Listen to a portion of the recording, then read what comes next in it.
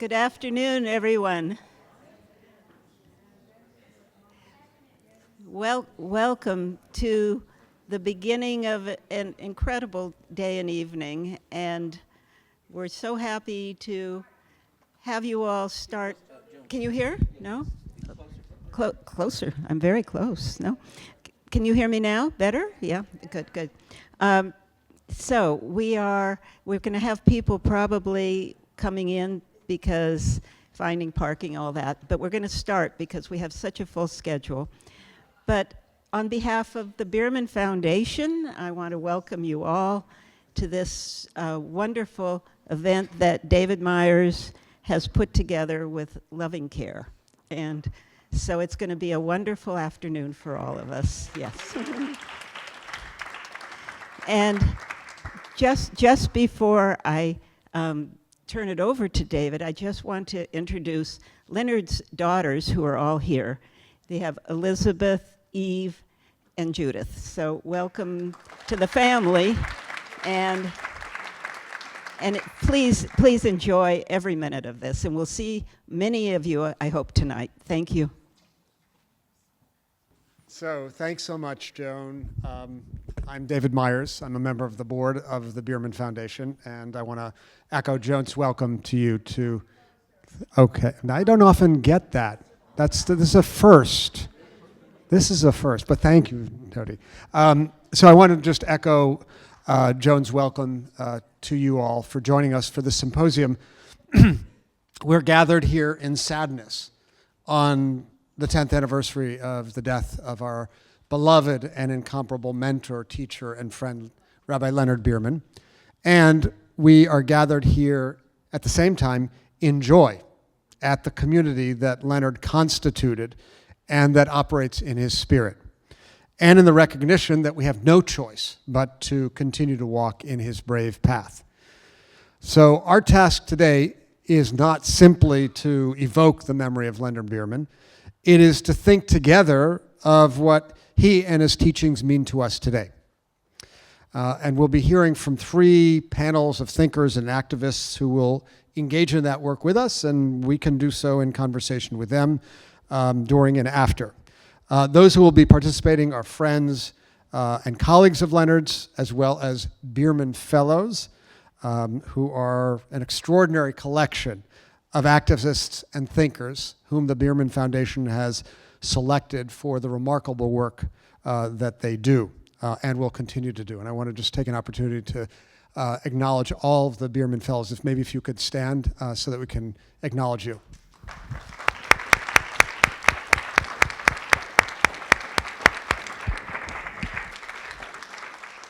So we gather today in a time of great moral and political urgency. So much of the world is broken, and we are in need of Leonard's example to guide us. And I should say that for those of you who would like an even more compact and effective guide, there are copies of a book of Leonard's teachings outside, which you can purchase for the bargain-based price of $20. So if you haven't yet purchased The Eternal Dissident, please consider doing so now. I want to begin by recalling some of the key values that guided Leonard. The first is his fierceness, his courage, and his willingness to afflict the comfortable. While unfailingly open to divergent views, Leonard was unfailingly committed to the fight for justice. And animating that commitment was his belief, as he gave voice to in the very first sermon he gave, his senior sermon at Hebrew Union College in October 1948, the belief that nonconformity was an essential precondition for moral courage. In a daring act of biblical exegesis, he recalled and lauded Adam's biting of the forbidden apple in the Garden of Eden, in defiance of God's prohibition in the 2nd chapter of Genesis. This was, to him, an act of individuation that was necessary to engage in acts of kindness and courage. There are 3 other values that Leonard held dear, and we know that because he kept them on a piece of paper with him on his desk. They were values which he borrowed from the British philosopher Bertrand Russell, and indeed he shared with Joan in one of their early encounters. The first was a boundless curiosity for knowledge. The second was an unrelenting concern for the suffering of humanity. And the third was love. Indeed, I would say the fundamental principle undergirding all of Leonard's ideas and action was love, especially the principle of v'ahavta kamocha, love your neighbor as yourself. It's so important, and we tend to forget it. So it's so important to lift up this belief in the radical power of love in effecting change. Leonard's spiritual brother, the Reverend James Lawson, shared a commitment to what he called love in action, which is what he called nonviolence, an ideal and practice that bound together Leonard and Jim, two great interfaith leaders. And I would just say how sorely we miss these two giants, and how often we've asked, what would they say? How often, I don't know, I'm asking, how often have you asked yourselves, what would Leonard say? Daily. So here are some things that I believe he might say, and I'm sure everybody has their own list, but here are mine. First, evince respect for all. Indeed, listen to views that diverge from your own, but never surrender your commitment to fight for justice and equality for all. Second, engage in introspection to guard against smug self-satisfaction. Leonard's job as a rabbi, as he observed in a Yom Kippur sermon in 1982, was, quote, to guide his congregation on the path that leads to the acknowledgement of moral failure. We must be keenly attentive to our own deficiencies and failings as a necessary act to effect change in the world. Third, always uphold the dignity of all human life, for the loss of a single soul is as if the whole world has been perished or destroyed. Thus, I think Leonard would howl in outrage at the massacre of October 7th and the ongoing captivity of Israeli hostages, seeing those acts as a rupture of the fabric of human dignity. And he would rend his garment and cry out in protest at the devastation wrought by Israel in Gaza. He would not be restrained in his language and might well call it a genocide. He famously searched for the right words to address the carnage in the prior Israel-Hamas war of 2014. And again, he would struggle to find the right words. But whatever he called it, he would see Israel's response not just as a staggering overreach of military power, but as a kafira be'ikar, a transgression against the core principle of Jewish morality. There were some, such as the great Israeli thinker Yeshayahu Leibovich, who maintained, and here I'm quoting Leibovich, that morality does not admit a modifying attribute and cannot be Jewish or non-Jewish. Not so Leonard. He believed in a Jewish moral imperative that demanded boldness and unvarnished honesty. What kinds of truths, he asked in 1982, are those who kill and injure so many thousands and cause such massive destruction as a reasonable technique for carrying out policy?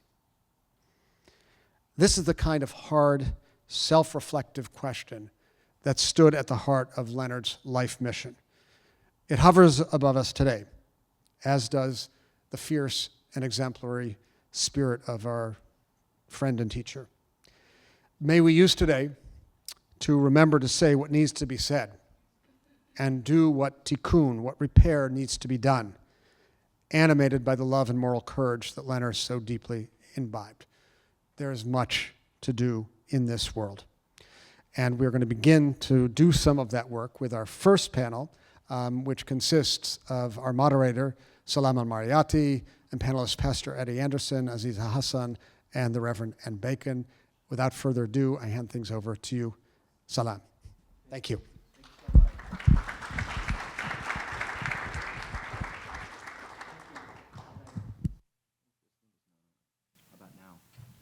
Nope. Okay.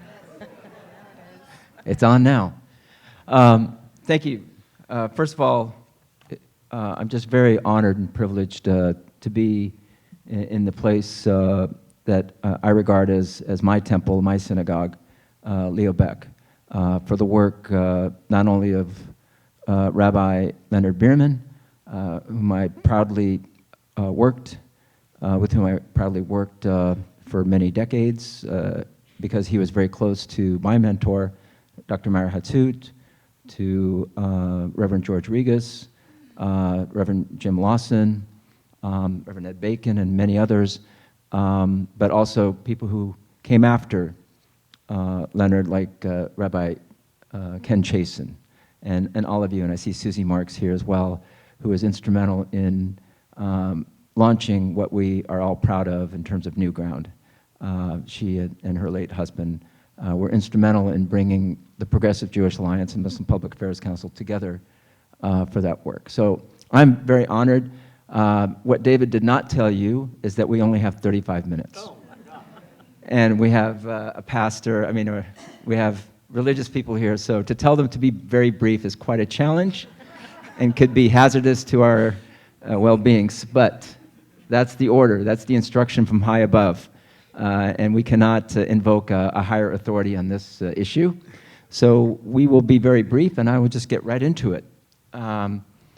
If each of you can take a quote, a passage from the Eternal Dissident, the book that David worked on, bringing together the collection of thoughts and lectures of Rabbi Leonard Beerman, and tell us how would it apply to the challenges that we're facing today. What is your perspective in bringing these spiritual, not just religious, but spiritually uplifting words of Rabbi Leonard Beerman to our daily lives and to the troubled world around us? And why don't I start to my right with the eloquent Reverend Ed Bacon. Thanks, Salam. I think you have to. They didn't turn on the button. So lift the button. Lift the button. Yeah, this button. Yeah. Someone who's 21 or younger, help me. There it is. Thank you very much, Salam. Thank you very much for being here. I can't help but remember at one of the Human Rights Watch dinners where we gathered, and Leonard and my predecessor, George Regas, would oftentimes offer the opening prayer. One time, Maya Angelou was there to give the benediction, and she stood up and she said, "I've been given 5 minutes, I think I'll take 15. This is hard. Yeah. I have my quote ready, but I have to talk about the first time I met Leonard. And the reason I dressed in this garb this afternoon, I will change before tonight, was I was dressed this way and asked Leonard to meet me at some tennis club where he and George Regas would meet halfway between Pasadena and this beloved place. And that's where they would have their friendship meals. And so I asked him to get together with me because I had some very important business. I'd just gotten to Pasadena from Jackson, Mississippi, where I was the cathedral dean, and I was shaking in my boots. I was meeting the Leonard Beerman. We sat down, and he said, "How are you?" I said, "I'm here to ask you to continue to be the rabbi in residence of All Saints Episcopal Church in Pasadena." He says, "Yes, Ed. How are you?" "I will do that. How are you?" I said, "I'm scared shitless." And in Hebrew, he said, as Moses said to Joshua, and this is what he quoted from memory, "Be strong and of good courage. Do not fear. Do not be discouraged." And I've heard that as a mantra all my life, and wrote a book called The 8 Habits of Love, based in Leonard's passion about love. The second anecdote I have to say is in 2008, George and I were arrested protesting the second war in Iraq.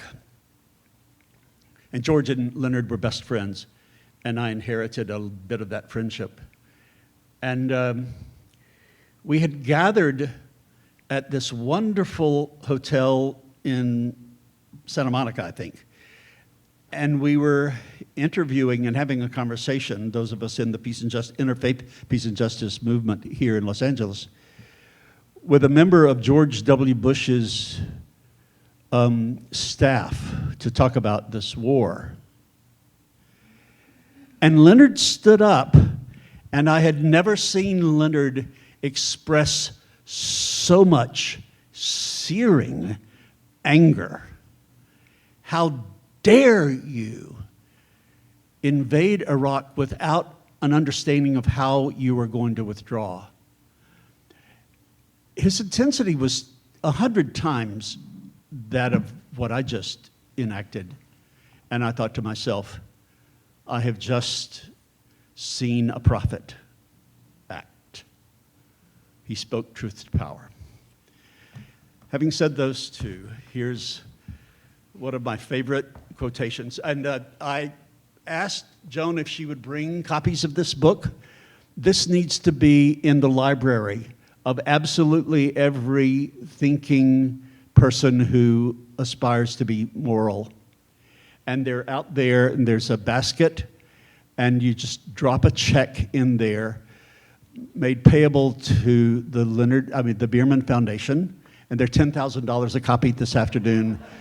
It's quite a deal. Yes, quite a deal. I've quoted this in many sermons. We are linked to one another. This is a vision that can bring ardor and courage to visions of the world, a reaffirmation of our sometimes fragile belief that this world, for all of its cynicism and its suffering, for all of its barbarism and stupidity and anguish, is also a place where change is possible, where love and human will can be transforming. In this endeavor, there's no guarantee of victory, but there is a choice. One either collaborates with the enemy, with whatever is miserable or inhumane, with whatever is unjust, with whatever demeans the life of any human being, even those we call our enemies. Or one joins the resistance and insists on being among those who strive to diminish the store of insult and agony in the world, insisting on being among those who dare to believe that every woman, every man, every child is a disclosure of the divine.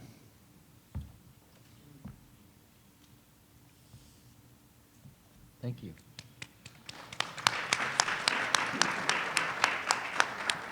Thank you so much. Aziza. So I'm grateful for the opportunity to be here because this is my, is this better? Yeah. All right, thank you. Sometimes the greatest gift we can give each other is feedback. Thank you. The reason why I'm especially honored to be here today and to come each year is because I actually need a dose of Leonard. I need a dose of reflecting on the gems that were there all along and that we need to continue to listen to and to take on. And whenever I would meet with Leonard, I was always scared, mostly because he would ask a really big question and I would be stumped. And I would have to take it on as a real challenge to think and to reflect. And when I think about Leonard, there's this story that keeps popping back up. If you go back through the videos on the Leonard Beerman website, you'll hear a couple of different stories that really capture the essence that I think we could learn a lot from right now. And he talks about the Torah scroll, the Torah being 5 books of the Bible, and the intentionality of writing down with a quill, with gentleness, with compassion, to write onto the parchment paper, with great intention through a great long process, that you can't even use a metal pen because metal is an element that can be used for the machines of war. And how frequently do we use the same tools expecting that we're investing in peace when Leonard was constantly calling us back to remember that the book of peace, in this case, the Torah, deserved the quill, deserved compassion, deserved great intentionality, and how right now, I know so many of us feel devastated for so many terrible, terrible, awful details that continue to unfold. And what I can't get out of my head is how we keep on using resources, we keep on using tools that actually lead to it's the antithesis of the very thing that we say that we're investing in, which is real and genuine peace. And what does that mean? And then the last story that Leonard kept on repeating over and over again, which has been especially profound for me right now in these days, connects to this idea of hope. I'm going to be honest and fully direct with you. Over the last year and a half, I have had not just a challenging relationship with hope, I have been devastated. Some days I don't want to get up. I can't get up. I just want to wallow and cry and sadness.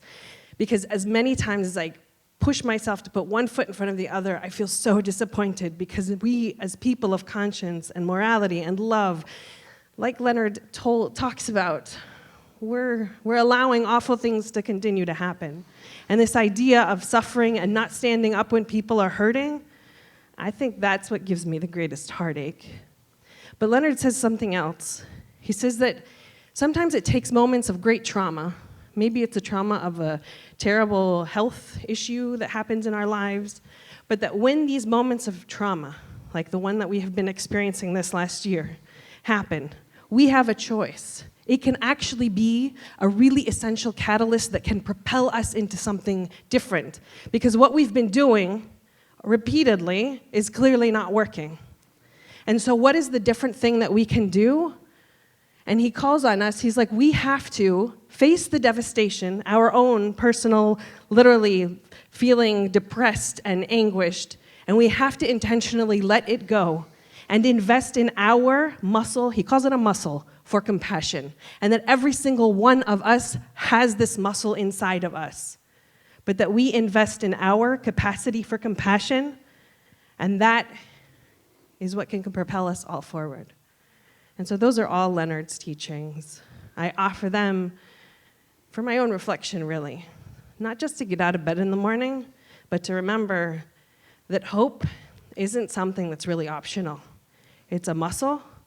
It's a muscle based in compassion that we all have to keep dedicating ourselves to. Thank you so much.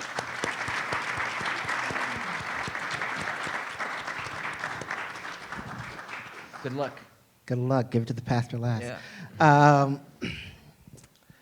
So I have spent the last couple of weeks asking everyone I know, tell me stories about Leonard, because I never knew Rabbi Beerman. I came to know the Beerman Foundation and his legacy through my mentor, the Reverend James Lawson. And through that, I encountered the spirit of Rabbi Beerman. And the quote that I want to lean into in this moment is that our world needs troubled people, Jew even, men and women who care, who are not ashamed to be sensitive and tender, who can resist all those friends and enemies who seek to prevent us from seeing the utter uniqueness and irreparability of our own and others' souls. And that sticks with me because tenderness is what we lack. We live in a world right now that is the most connected and disconnected than we've ever been. That we have on the horizon in America, and many people are feeling through trauma. And the last year has been very traumatic. And the only way that we're going to get through this, I believe, is if we are tender. If we are not afraid to be vulnerable, to bear our scars in public, to talk about who hurt us, who have harmed us. The collective, we, as a Black person, I am reminded of a song, a spiritual, that simply says, God is going to trouble the water. When Leonard says we need troubled people, I think all of us would be a little bit better in this country if we were not afraid of our trouble. If we did not split history and hope and religion apart from one another, but realize that we've only found hope, that the prophets only spoke of hope when they were troubled. That you don't get Leonard Beerman or James Lawson or Reverend Dr. Martin Luther King or any one of us if it was a good time.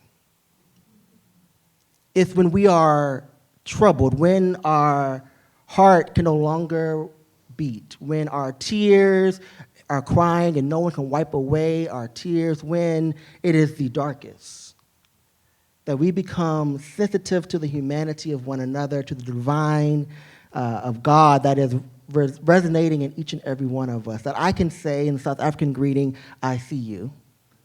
It means I see you, your vulnerability. I see you. And I think America in this moment can learn from Leonard that we should be troubled.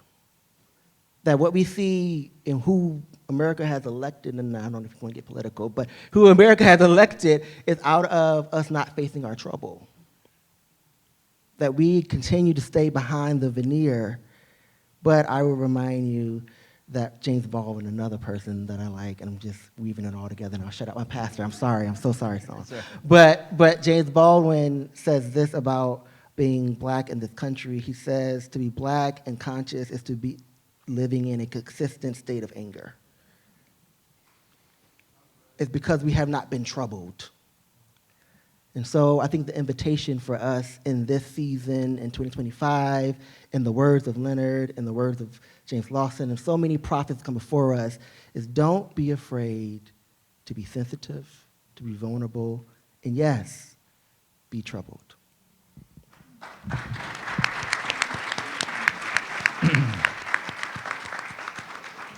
Outstanding commentary by all three panelists. I wanted to hone in on, what I think what is on our minds every day. I know AZIZA and I deal with the Muslim community. My wife, as many of you know, her family is from Khan Yunis, and the latest count is they've lost 200 people from their family killed. Probably a lot more, just they stopped counting. And so one of Leonard's famous sermons was his last sermon. Another Yom Kippur, another war in Gaza. And I was actually here for his sermon, along with my wife. And for that, we've been indebted to Leonard's work, and that's why I'm very proud to serve on the Beerman Foundation.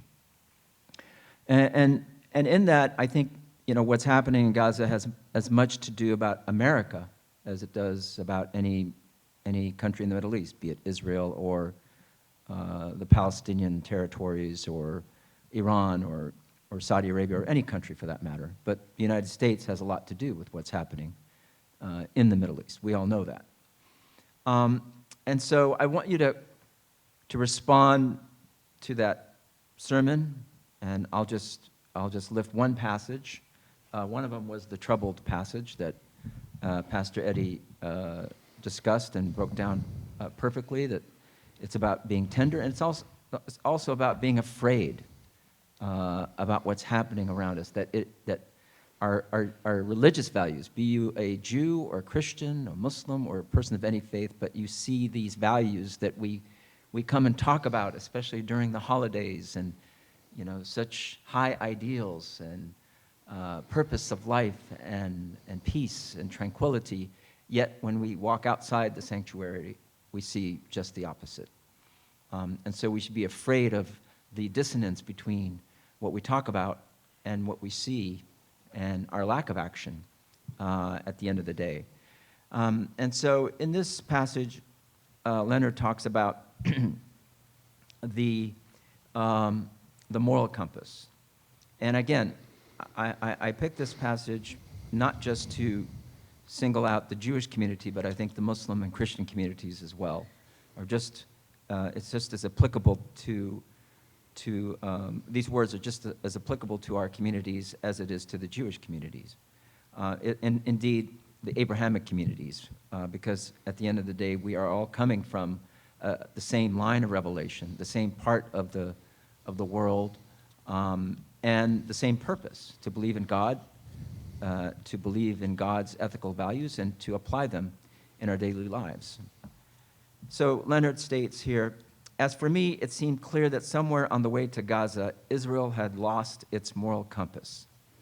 It was the very moral compass that had brought such glory to the people of Israel, the high ideals that had gone into its making, the passion for justice for all, the yearning for peace, the wonderful, warm human decency that could be found among its people. And now, Israel had risen up and said that it needed, as they put it, to mow the lawn, quote unquote, again in Gaza. Seduced by the lure to war and filled with the desire for revenge and with the passion of utter rightness, cheered on by Jews everywhere who wanted to demonstrate their solidarity, no one but a very few questioned whether this might possibly lead to a strategic failure and a moral defeat. And I think that's what the existential threat is to all of our religions, the strategic failure and the moral defeat. So if you can all respond to this passage, or if you want to pick another passage from that famous sermon that I think we've all listened to, if not read, if not attended ourselves, and how it applies to the situation in Israel today and what's happening in Gaza and the West Bank, and that conflict that troubles us. And in the words of our famous Congressman John Lewis, we need good trouble. And we need to go out there and create some trouble to change the discourse on this issue. So why don't I start? You want to start, Ed, or you want? I'm happy to start. Go right ahead. I'm ready. Page 140, And 243. we have 9 minutes. So Oh. three minutes each. I go in threes, even though I'm not a Trinitarian. We will go in threes on this point. I do want to hold up that everybody on this panel is a sibling of mine, because Leonard taught us to be siblings. Mm-hmm. It didn't matter what our religion was. He was a Jew, he was a rabbi, to be sure, but he was a citizen of the world, of the moral world. He was a planetary thinker. And it is in the service of that I choose, near the closing of that Yom Kippur sermon. And thank God, I think I attended 21 Yom Kippur sermons here at Leo Beck and got to sit with the family. At first, I could sit as an All Saints rector, and then the big honor came when I was allowed to sit with the Beerman family, because I'm a Beerman. Well, enough of this raucous stuff. Mm-hmm. Some of you may be thinking, is this what Yom Kippur is all about? Yes. Mm-hmm. Yom Kippur calls us to account for who we are as Jews.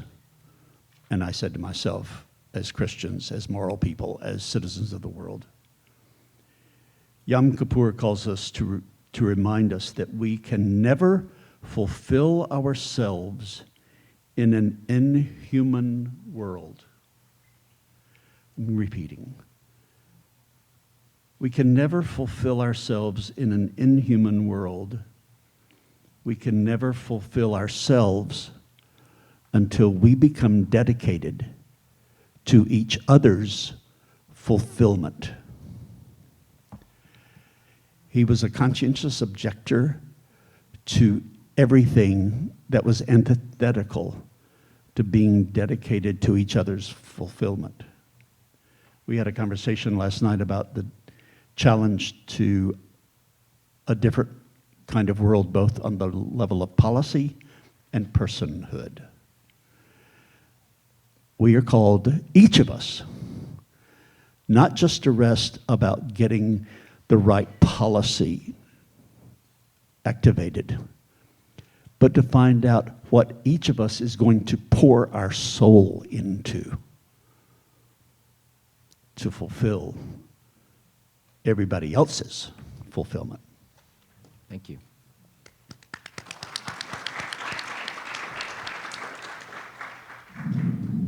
So in that spirit of lifting everyone else's fulfillment, I want to build on what David opened us up with around Leonard's anchoring and lifting suffering and being aware of people's suffering and naming people's suffering.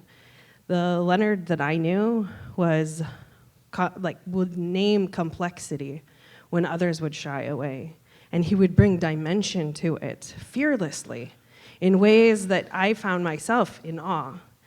But specifically, thinking about people's suffering, I think of right now.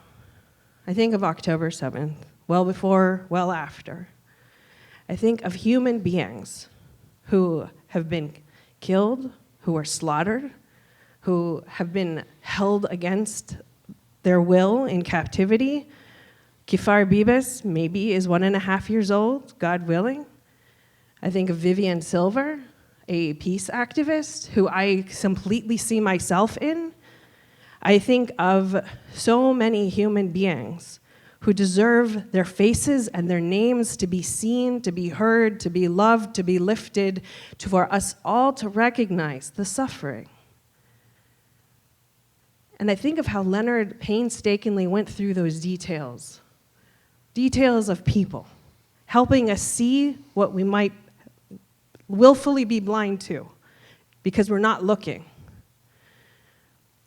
What will it take for each of us to know the names, to know the faces, both of people who were slaughtered on October 7 and people like Hind, who is 6 years old, who was literally caught in her family's car, and the authorities were called. Literally, there was a tank right next door, and there was phone calls for hours with dispatch, literally within Israel, saying, this is a safe car, she's a little girl, she just wants to get home.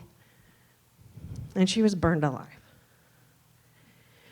What will it take for each of us to just look and stop looking the other way? I think that's the part of Leonard that I want to lift.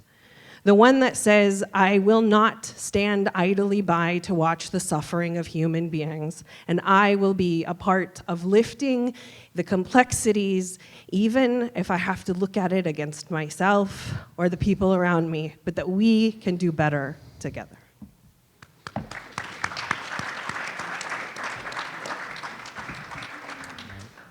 Two minutes, 30 seconds. We have 3. 30? We'll give him 3. To your question from the sermon around moral failure, yes, it is a moral failure. Christianity is to blame. Specifically, the idea of white Christian nationalism, manifest destiny, and plantation capitalism, which calls war just and divine, and allows senators and congressmen and governments to fund the obliteration of people and to turn our faces away from the suffering and trouble that it causes in the name of God. So yes, it is a moral failure, and I think that in many ways, America is morally bankrupt and exports that across the globe as exceptionalism or strength, because we have yet to look in the mirror at what we've done ourselves. And so we create it around the world. But there's still hope. The hope is that in these times of moral failure, there's always been people who are democratizers. There have always been love warriors. There's always been people who are figuring out, how do I get maladjusted to evil? And if it's just me standing up for the people in Gaza, if it's just me standing up for people who are oppressed in Los Angeles or Flint or Atlanta, or name any ghetto you want to name in America, that too is my reality. That too is my responsibility. And it's not for me to feel down or to give charity to. But the only way to redeem a moral failure is for us to do the hard work of head and heart. That when we connect our head back to our heart, and we connect ourselves back to one another, and we knit ourselves back to one another, that's when we really begin to see who we are. And until I can look you in your eye and everyone else in this room and say, we've messed up. I haven't loved you as much as I could have loved you. I have loved you from a distance, but yet I do not fully care. Then we will never grow. And so I think the challenge, and I think it's, the fact that we get this Yom Kippur, which is a day of repentance, right? It speaks to us that we all should be repenting right now. We should all find ourselves in a prayer closet, that's what we say in my tradition, in a prayer closet, and asking God to not repent for him making us. For we have failed in many ways, but there is still a hope that comes within that says, tomorrow's another day. Wonderful. Thank you. And if I could just add, just again, knowing Leonard, to have known Leonard was quite a blessing from God. I believe that he felt that the power of God and God's words were always greater than any worldly power. And we should never fear the powers of this world, that God's power is always greater. And that gave him the strength to say the truth, regardless of the consequences. And again, I was there at the sermon. People were walking out. It didn't matter, because to Leonard, speaking the truth was the way to follow and believe in God's words. And ARYEH is here. He also wrote a wonderful piece in the LA Times on Yom Kippur for repenting in terms of serving in the IDF during his time. That article was read by my community with such inspiration that we found friends in the Jewish community who share these values. And so justice is not determined by how I condemn the other, but justice is about introspection and condemning what is wrong with my own. That is how we bring ourselves together in terms of standing up for justice together, and we build those bridges. And even, in the postscript for his sermon in the Eternal Dissident book, there was a mention by Nomi, David's wife, that there was a concern about using the word slaughter at that time. And at that time, I think 500 Palestinians were killed. I wonder what Leonard would say now with over 140, probably a lot more killed in Gaza today. But he disregarded this admonition to use, against using the word slaughter, and use instead callous disregard. He used the word slaughter because he felt that was what was appropriate. And that is the litmus test for all of us, to say the truth and say what we believe is appropriate, regardless of what the political pressure is. So I thank our panelists, I thank all of you, and I thank especially Joan Beerman for continuing the legacy of the Rabbi Leonard Beerman Foundation work. Thank you so much.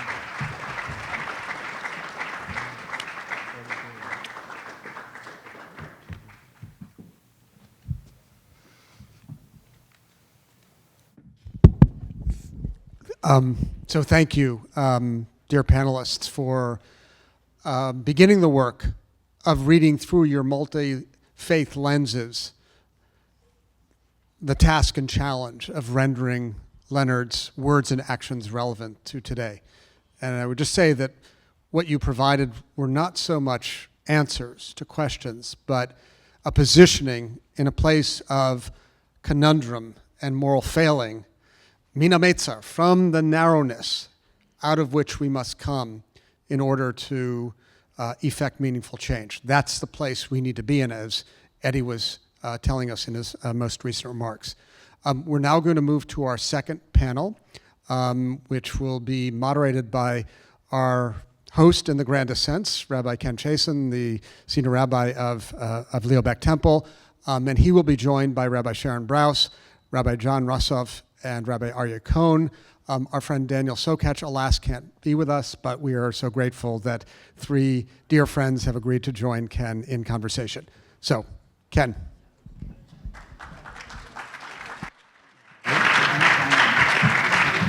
Thank you so much, David. And while everybody's expressing how grateful we all are to be with one another, I want to say real quickly, how grateful are we for the interfaith leaders that we just had the opportunity to hear from?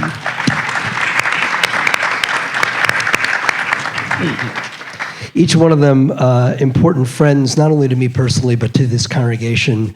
Pastor Eddie, Reverend Eddie Anderson, the spiritual leader at McCarty Memorial Christian Church, and such an important voice in interfaith organizing in this town because of his work with LA Voice, the interfaith broad base of which our congregation is a part. So grateful. AZIZA HASAN, the executive director of New Ground, a Muslim-Jewish partnership, and a frequent part of our congregational community and a source of inspiration always. Salam al-MARAYATI, the leader of the Muslim Public Affairs Council, and such an important voice of advocacy with the United States government, leadership for the Islamic community here in town, and for all of us in the interfaith community as well. And where is Rabbi Eddie, as he is lovingly known? There is Rabbi Eddie, Reverend Ed Bacon, who, of course, the longtime spiritual leader, rector of All Saints Church in Pasadena.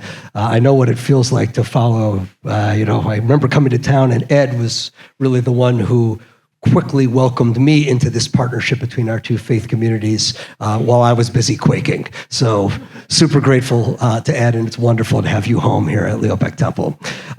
Feel much the same way about these extraordinary rabbis who are here before you. And incidentally, you want to talk about the extraordinary optimism that resides at the hallmark of the Beerman Foundation. Now it's 4 rabbis who have been asked to do this in 35 minutes. Pray for us all. So I am delighted to welcome 3 local rabbinic colleagues who are among my most cherished friends and partners in the pursuit of justice.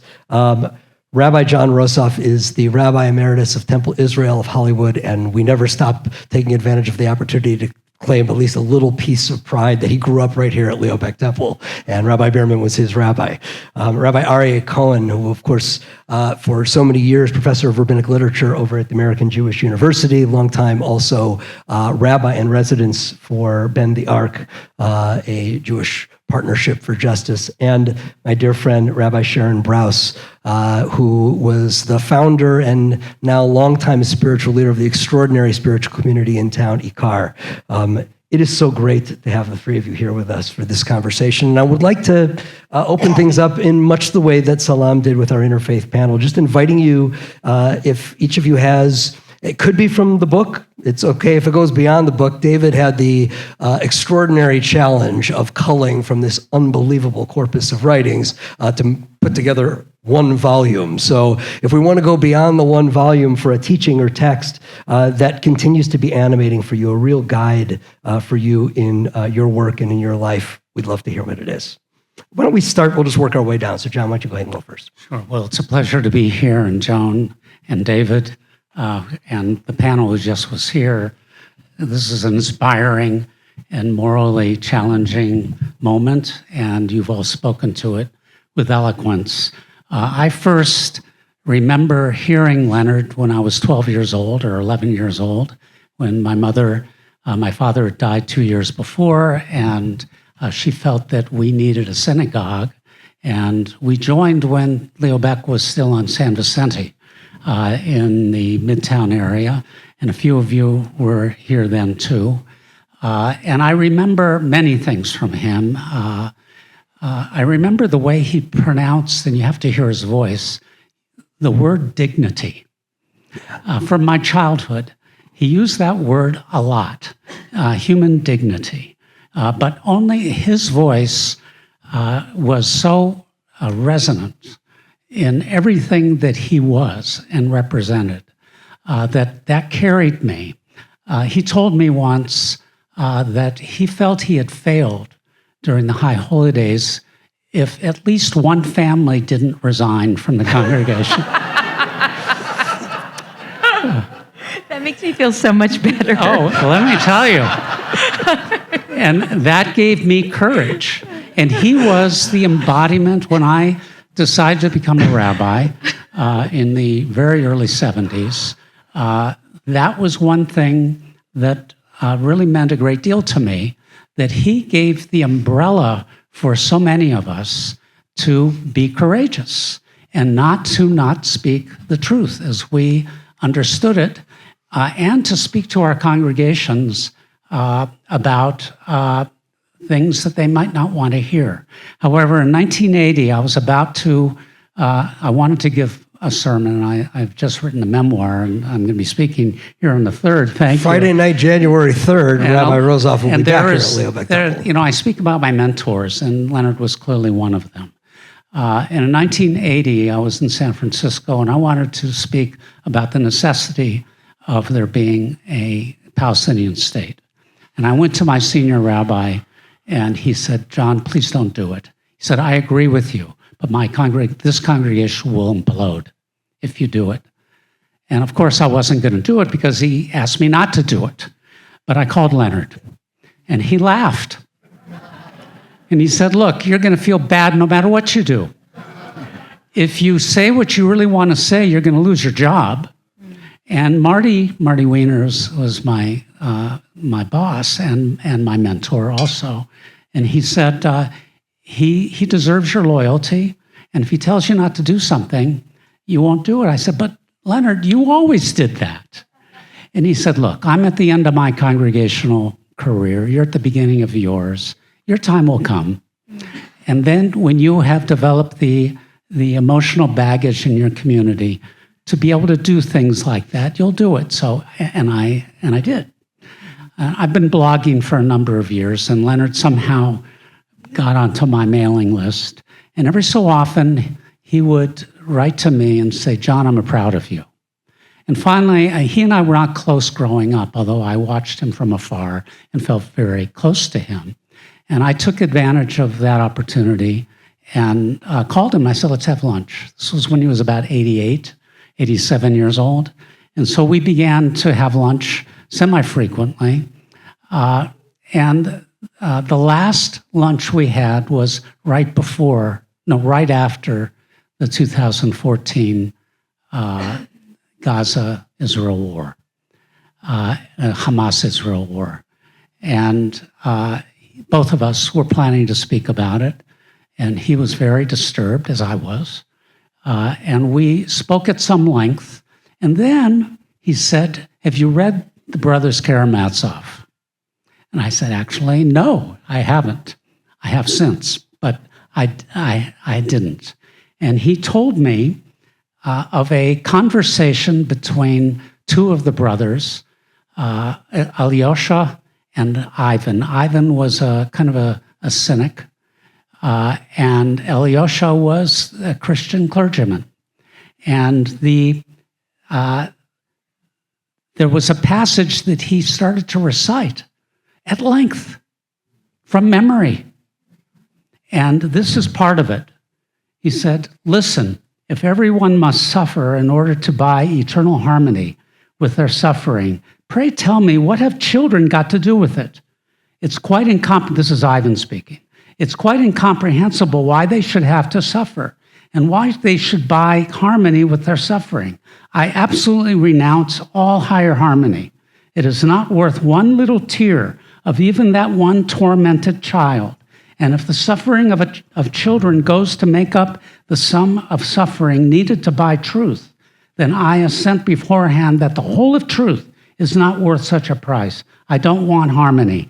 For the love of humankind, I don't want it." And it went on. I mean, I've cited the entire thing in the memoir because it was so extraordinary. At the end of it, I said, "Leonard, did you memorize this?" He said, "Well, I just remember it." I mean, it was unbelievable. And so I left that lunch. Oh, but before I left the lunch, and with this I will close, except to say one other thing, but it'll be brief. I'm sparing you the Seasoned entire rabbi. quotation. I went, as we were partying, it was a 2-hour lunch. As we were partying at the Beverly Hills Tennis Club, that's where it was, Ed. That's where he always was. And he played tennis until what? He was 90, 91, 92 years old. Unbelievable human being. We hugged, and he kissed me, and I kissed him. And he said, John, this was in August, before Rosh Hashanah. He said, remember to be moral. Never forgot it. And I saw him one more time before he died at Harriet's 75th, 76th birthday party at Michael's house. From that lunch, I went to the bookstore on Ventura Boulevard near my home, because it was the only bookstore remaining. And I went to the literature section, found the Brothers Karamazov, 840 pages, and I found the passage and read it, and indeed, he had quoted it exactly right. So not only did he have obviously a photographic memory, or memory for that which really moved him, but he was able to communicate in a way that no rabbi that I have ever met, and I know a lot of rabbis, he was once one in a generation. There were only a few of us, and we're sitting at this table, in the city of Los Angeles, spoke that kind of truth. And we risked a lot in doing so. And those of us who have done so, we've suffered from it. Leonard suffered from it. He was scheduled to become the president of the Reform Movement's Central Conference of American Rabbis. And he was denied it by colleagues who thought he was too far left on Israel and too moral for their purposes. And I asked him once, how did you feel about it? He said, I was humiliated. I was deeply hurt.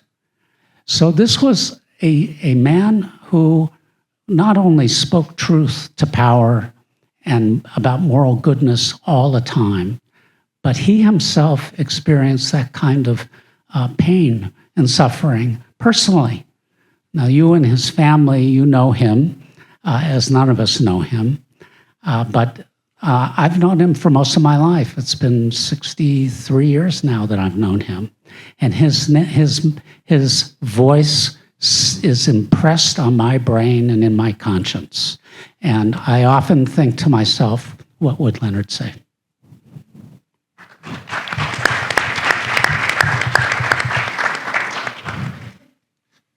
First, thank you to Joan, there we go. Thank you to the Beerman Foundation, to David for all your organizing, for everybody coming here in the memory of Rabbi Leonard Beerman, or as David always says, the great Rabbi Leonard Beerman. So the first time I really met Rabbi Beerman was in the home of Bill Cutter, professor at HUC, and he and I were planning an interesting and new kind of seminar, which was for rabbinical students at the Hebrew Union College, rabbinical students at American Jewish University, and business leaders on economic issues, economic ethics of employment and wages and the like. And so our approach to it was, I'm by training a Talmudist, and that's where I live.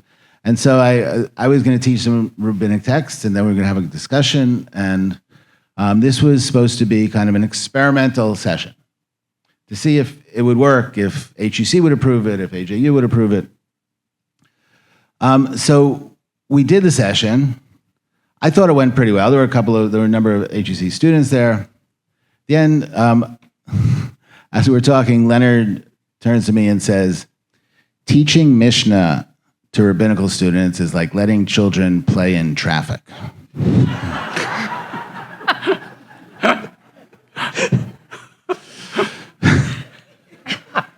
So I was expecting a lot, but that was not what I was expecting.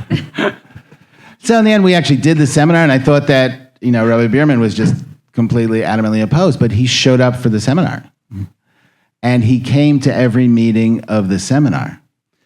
He was an amazingly constructive and positive presence at the seminar. I grew to have a really great relationship. I was one of the relationships that I really hold in highest regard and love and feeling. And at the end of every year, we did it for 3 years. At the end of every year, I would ask Rabbi Beerman to talk to the students especially about what it means to be a rabbi committed to social justice while at the same time being a rabbi of a wealthy congregation that's trying to build, doing capital campaigns and all the things that a rabbi has to do. And he would say, and as I was looking through my papers to today, I ran across this article which I had forgotten about, which was written about our seminar. And he talks about it, and talks about the final class. And in the final class, there was discussion about issues concerning workers being underpaid. Then Rabbi Beerman, who attended the sessions, spoke for 20 minutes about his anguish in trying to harmonize his values with the realities of the marketplace in which his congregants have worked. And then this is the quote. "I live in a very nice home," he said, "but unfortunately it has windows, and so I see the thorns and thistles that exist outside my neighborhood." And this for me was very much to the heart of what Leonard was saying, and this is the Torah that he taught. The Torah of looking at himself. And I think over the past year we have seen an amazing problem, moral opaqueness in the Jewish community about being able to see outside the community. And Leonard's Torah was about specifically looking at ourselves. And I was rereading this piece that Leonard had written when he was at the American Jewish Committee, and I basically wanted to just read the whole thing, but I did have some discipline, and I have a couple of quotes. And the first is, "We have lacked the moral courage," and this is in the 60s. This is like 66, if I remember. "We have lacked the moral courage, the ingenuity, the willingness to sacrifice necessary to treat the burgeoning problems of our city as a burning responsibility. Perhaps the task is so far-reaching as to discourage or frighten us. But far too many of our people have suffered from a special deprivation of their own, a deprivation of conscience, a shriveling incapacity to feel, a shrinking inability to understand that social and human responsibility may have to override the individual freedom to do with ourselves and our property what we will. The inability to understand that human responsibility must be primary." This is Leonard, I think, at his best. This is look at ourselves. Are we willing actually to follow up? And he says, just one page later, lastly, we must have the courage to be honest with ourselves. We must have the courage to dream. We must admit that some of us are really not eager to bring about an integrated society. And that was the issue that was on the table at that moment. And I think if Leonard was living today, in addition to what everybody has said about how he would strongly speak out against the genocide in Gaza, how he would strongly speak out against the moral deprivations that the current Israeli government is perpetrating, he would also be speaking out against police killing of black and brown people. He would be speaking out against the perversions that wealth has in this country, in which some neighborhoods are over-policed and underprotected, and other neighborhoods live in 90-second response zones. He would strongly be speaking out against the fact that people can't live on one job, that people need 3 jobs to exist, that people who work in major cities can't live in those cities. Rabbi Beerman would be speaking out against a culture which he says he was speaking out for nonviolence in its largest extent, that we live in a culture that from bottom to top, top to bottom, is so infused with the culture of war and violence, whether that violence is food deserts or the violence of poverty, the violence of unemployment, lack of education, or the violence of destruction in the world.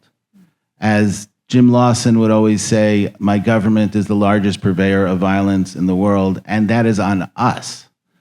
And I think that that's Leonard's Torah.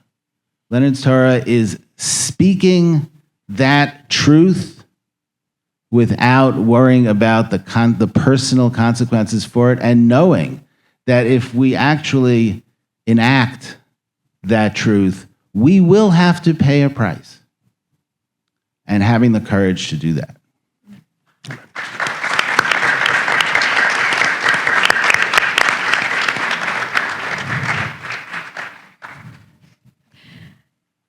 Thank you. Thank you, Joan and David and all of you. It's really an honor to be here with some of the people I admire and respect most in the world. And so thank you for inviting me to share in this moment.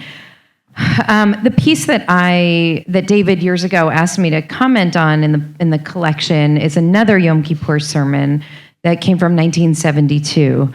And as I was looking around to find Leonard Beerman texts that spoke to me the most, I'm again drawn back to this one. So I'll share a piece from there.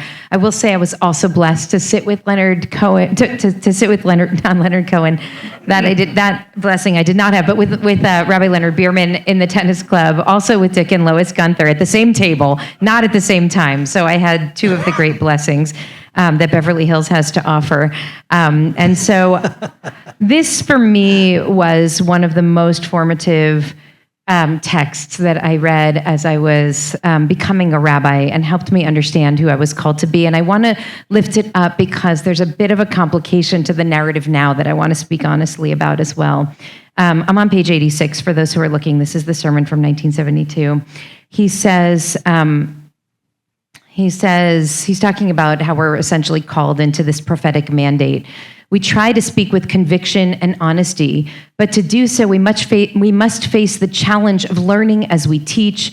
And when we try to be serious about our task, we know that what we will say will not only comfort, but also disturb.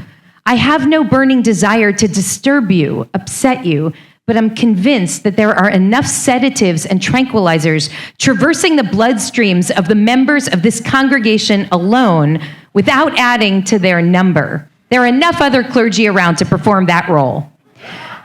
He goes on to talk about the clergy who sit around in the Oval Office and give blessings to the president, no matter what policies that president is implementing. And he says many people have been complaining that this pulpit and temple are too political, but religion must be political. A religion that blunts the conscience is deficient. It is rooted in selfishness. It is cowardly. It is afraid to define and expose what is morally atrocious.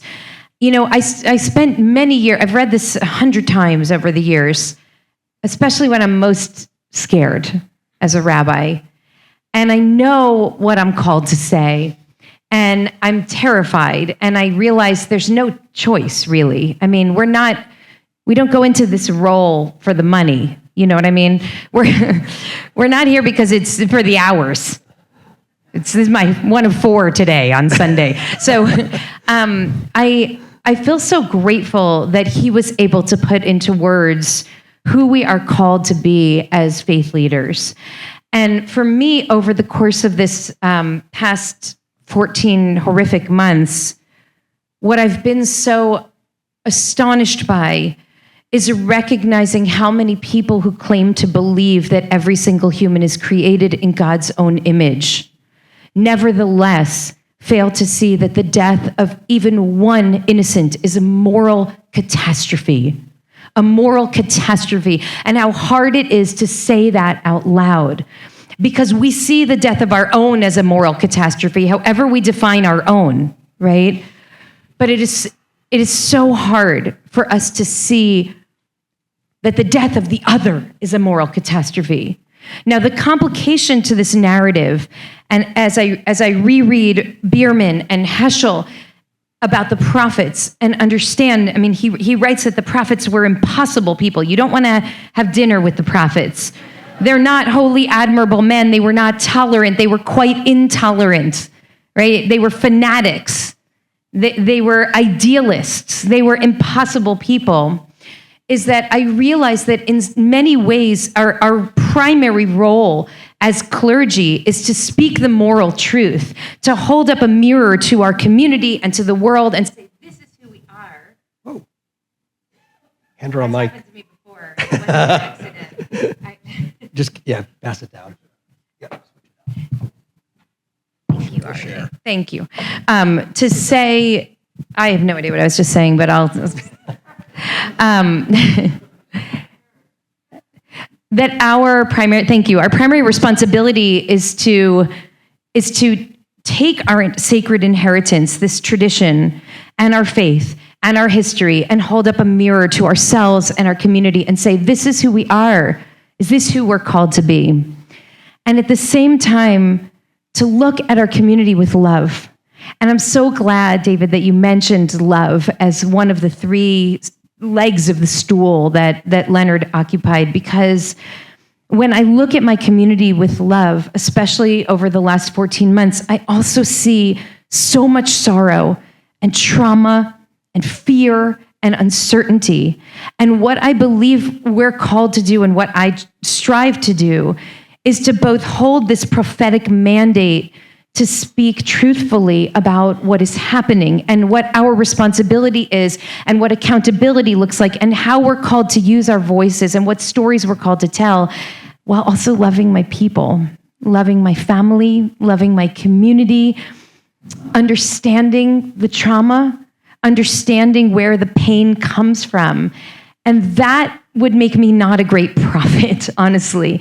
But I'm not called to be a prophet. I'm called to be a rabbi. So I feel that Leonard might approve. And I think that part of the reason that even though people walked out of the sermons, that this community was able to thrive under his leadership was because he did love his people, and they knew that. And that made it possible for them to hear even the hardest messages and the most difficult truth-telling from him. So I'm deeply grateful to Rabbi Beerman for reminding and teaching me to hold both of those things at once.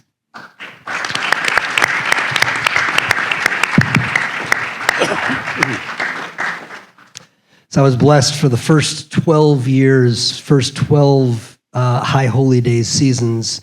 Leonard was still a part of our congregation and was still preaching on Yom Kippur morning. That sermon that we've referred to so many times was the 12th of, I don't have 21, but I got 12. And some of you will remember that the year after his death, the first High Holy Days, instead of either taking that sermon for myself or having one of the other rabbis on our team preach on Yom Kippur morning, it just felt kind of unthinkable. And so instead I went mining, much the way that David did later, mining through. Joan lovingly invited me over into Leonard's study at his home, and I started reading all of his extraordinary works, and drew from about 3 or 4 different sermons and putting together Leonard's sermon for that year, and that included the passage that Rabbi BROUS just shared with you.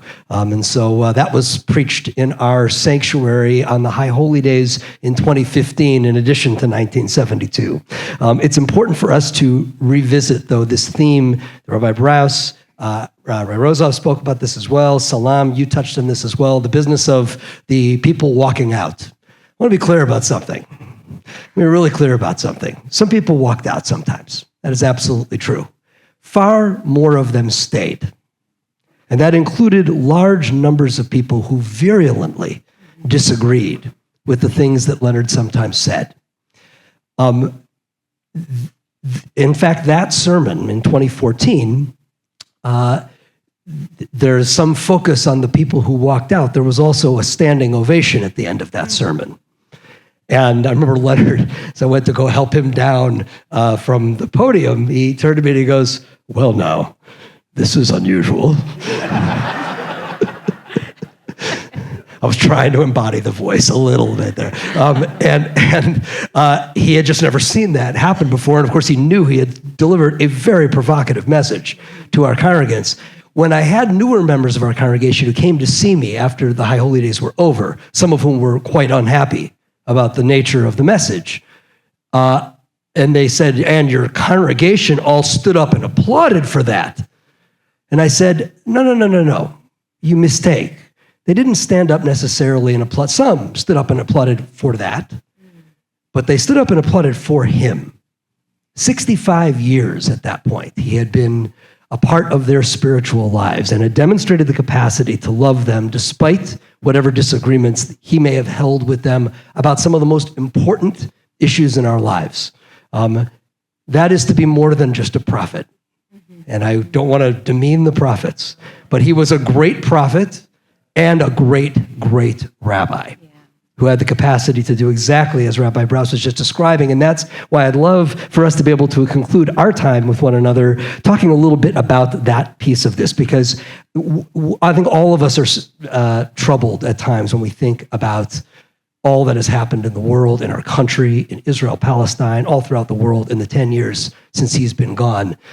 It's agonizing to think about. And yes, we're all, of course, called to wonder what he might be saying and doing in this moment. And I guess that's a part of what I'd like to discuss right now, because part of that escalation has been toward hyper-divisiveness, has been fueled by technologies that are controlled by billionaires who know how to manipulate us into hating one another, and have figured out a way to monetize that for their own gain. And this is quite different and actually much more grievous than it was at the time of Leonard's death. And so we also now are in a moment in this country where we are gripping for a new presidential administration. And I am mindful, I remember all the times, there's in the book, David decided to include a letter from one of our congregants, a conservative member, politically conservative member of our congregation, and Leonard's response to it. And Leonard pretty much annually loved coming to me with those single-space typewritten letters that he received from congregants who were aggrieved by something he had said, and to share with me what it was he had to say back to them in return. And it was a magnificent lesson for a young rabbi taking leadership of this young then rabbi taking leadership of this congregation, to see the way in which he was able successfully to engage in loving and respectful discourse with people who he disagreed with vehemently. And so that's the question I want to put before all of us here to conclude this piece of the conversation today. What do you imagine Leonard would be doing right now to lift up our common humanity, even with those who are delighted about the direction that our country is about to take?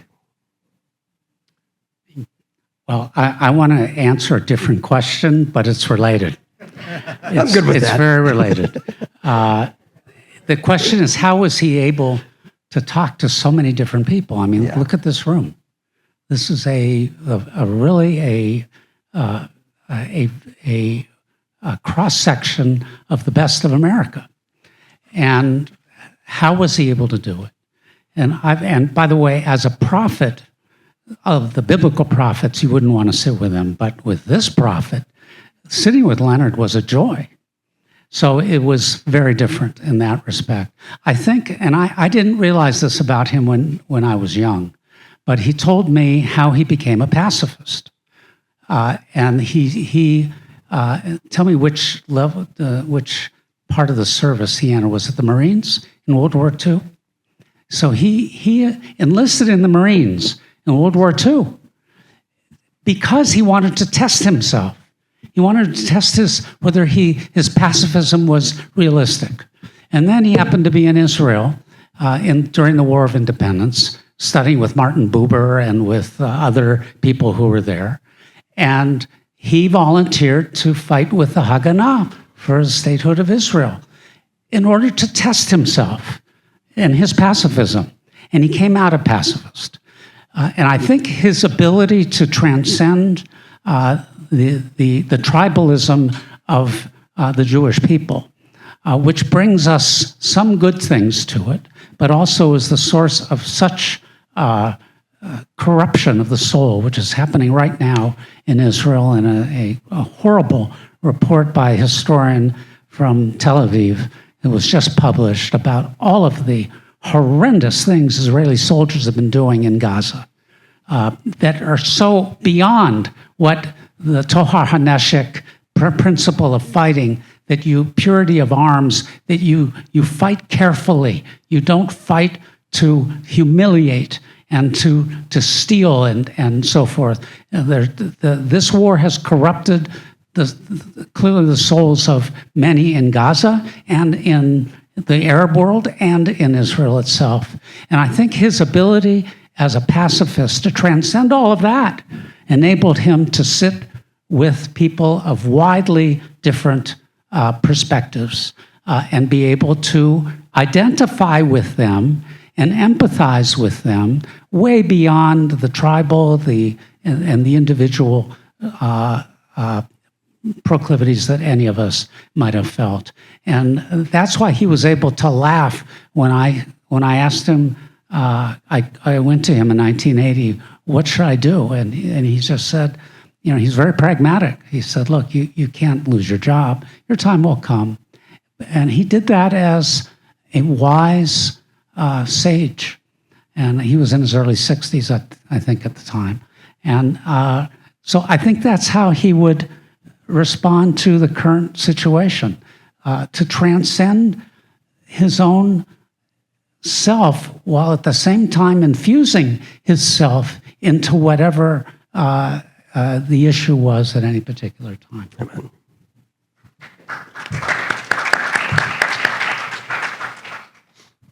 So following John's precedent, I'm going to answer a different question. Yeah, it's a risk when you put three rabbis on a panel. So one of the things that's four rabbis on, well, Let a fourth one run it. one of the remarkable things about this sermon that David asked me to comment on years ago is that the second half of the sermon is all about the Kabbalists. Not something you would expect from a Reform rabbi, from a strongly Reform rabbi, from a Reform rabbi who believed in the Reform movement. Sorry. He talks about the fellowship of Safavid mystics as being and the way he talks about it, it's obvious that he didn't only learn about this from secondary sources, but knew this intimately, that what were the Kabbalists in Safavid trying to accomplish?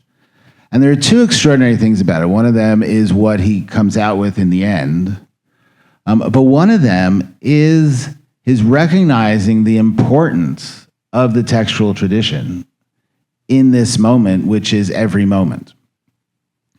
That a Jewish community, that a rabbi's job is to teach Torah.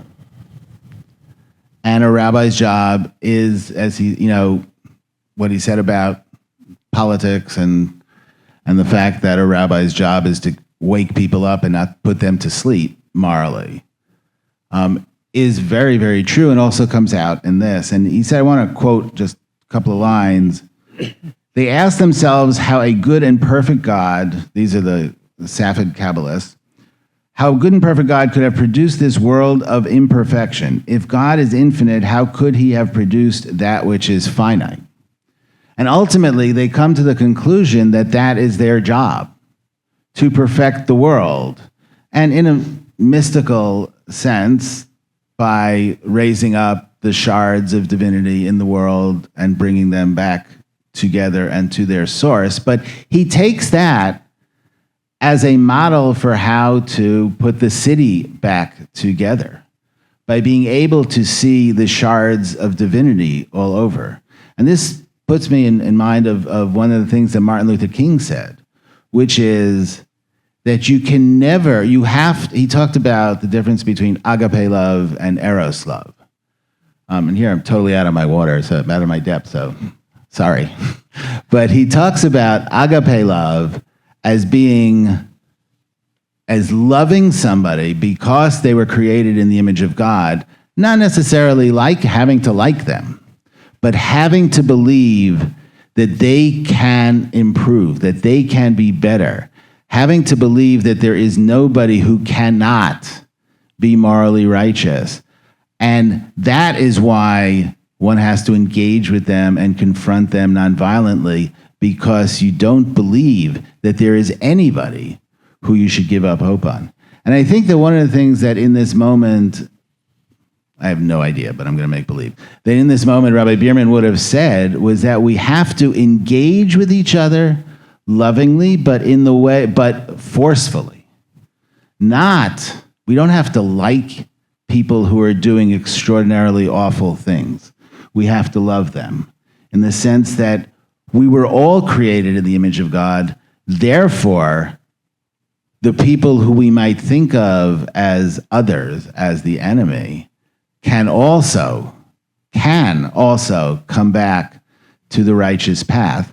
And it is our job to be annoying enough, as the prophets were, to get them there.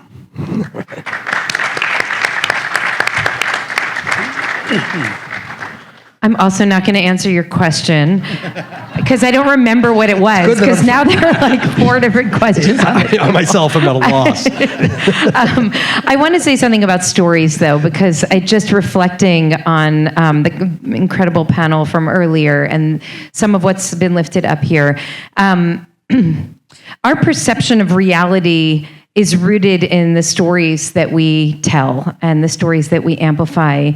And I think sometimes we feel like we're forced to tell the same story over and over again, even though we wish there was another story. But in fact, each one of us can choose which stories we tell. They're all just different facets of reality. So I know that sounds very vague, but I want to say that I landed in Tel Aviv on July 1st this summer. I put down my bags and hugged my family and went to the arena in Tel Aviv, where there were 6,000 Palestinians and Israeli Jews who joined together to say, Hazman Hagia, the time has come for a different story, for a different narrative. And so you had on the stage Israeli Jews who had been held captive in Gaza, who had been released in the deal in November. There were people whose family members were still in captivity. There were people whose family members had been murdered on October 7th. There were Palestinians whose entire families had been killed in Khan Yunis after October 7th in the retaliation. There were people who had family members, Palestinians who had family members in the West Bank that had been murdered by Israeli Jewish settler extremists. They stood side by side, shoulder to shoulder, and they said, we believe that peace is possible. And I realized as I was listening to these folks on the stage, the people who are most proximate to the pain, that I had to make a choice to tell a different story than the dominant stories that we're telling of here and here. And the story that I want to tell is the story of ADNAN and Michal and Andrea and Aziza and Maoz and Aziz, the story of people, Palestinians and Israelis, who are saying, these stories aren't working for us anymore. And we have to expand our moral imagination and think about what a future could actually look like in which all of our dignity could be uplifted. And I think I want to say that I want to do that in the spirit of this great moral thinker who pushed us and challenged us to expand the scope of our moral imagination. That's why he was able to give such a strong criticism of what was so normative in our city, in the country, in Israel, in the world, because he fundamentally believed that there was a different and a better way for us to live. And I believe that each of us, especially in this moment when we feel so powerless, because it's so devastating, what continues to unfold every day, to just live into the power that we do hold, to tell different stories and actually then begin to create that different reality. And you called this the radical imperative to think and to act, right?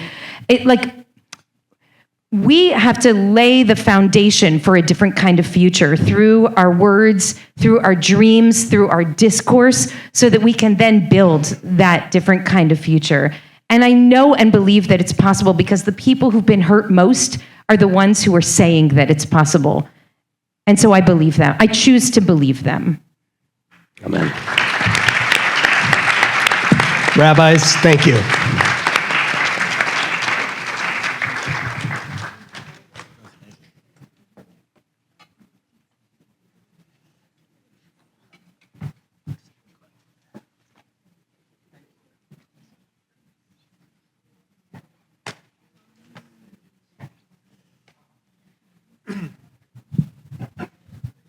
So thank you so much to the previous two panels.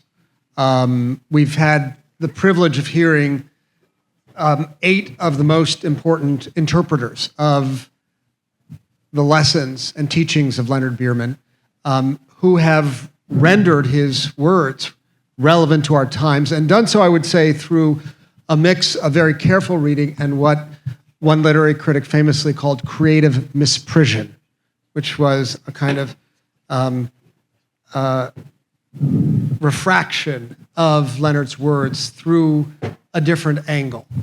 And especially the skill with which you all deflected Ken's last question on the panel was an act of unsurpassed creative misprision. Sharon, in some sense, opened the way for what we're going to do now, which is to really be in conversation with incredible interpreters of Leonard's teaching who did not have the benefit of knowing Leonard, but have been designated as Beerman Fellows because they, in their work, walk in the path, in the very courageous path of Leonard Beerman. And so I'm just going to very briefly say who we have here, and you can talk to them afterwards. We have ZAHRA, ADNAN, YEHUDAH, and HUSSAYN. And we have Marissa in the audience. Hi, Marissa. I want to begin by asking you a question which you can answer in the most mundane physical or geographic terms, or in more metaphysical or metaphorical terms. And I'll begin with you, ZAHRA, and ask, where do you come from? Okay, mic check. Yeah, you're good. Okay. It's a great question. It's something that I actually reflect on a lot and have over my life, but I'll answer in both terms. Well, I'll start by saying this. According to my passport, I come from Canada. According to my UN refugee card, I come from Palestine. And I feel like I'm kind of somewhere in between. I come from a family that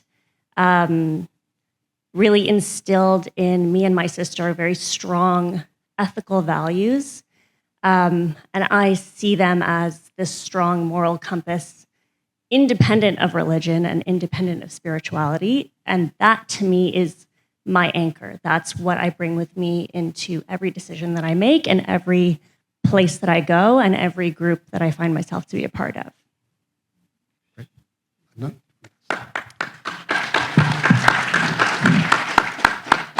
Yeah, I'm going to keep it short because we have a lot of questions. I come from Jerusalem, the Holy Land, the land of peace. It's where Moses, Jesus, and Muhammad were. Whether we like it or not, 3 of them called for peace.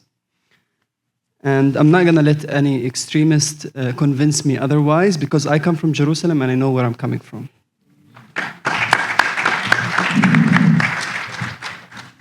Shalom, shalom. Shalom. What's going on here? Thank you for, and really great to share this panel with you all.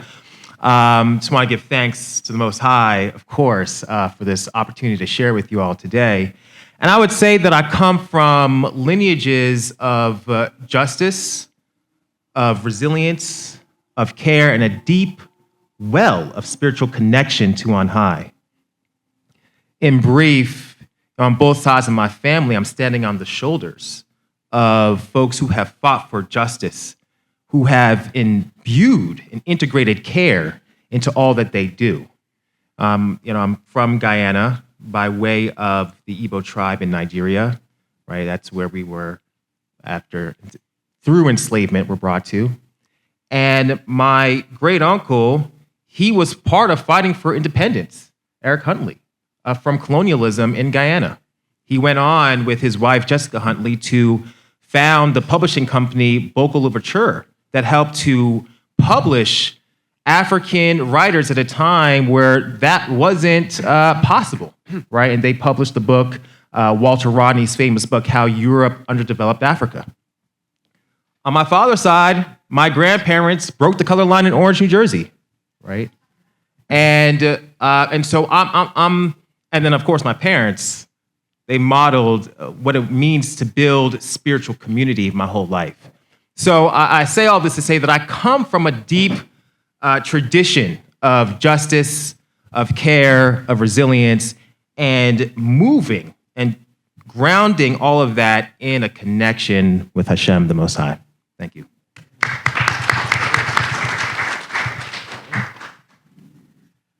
Hello, everyone. I appreciate everyone coming out to support us.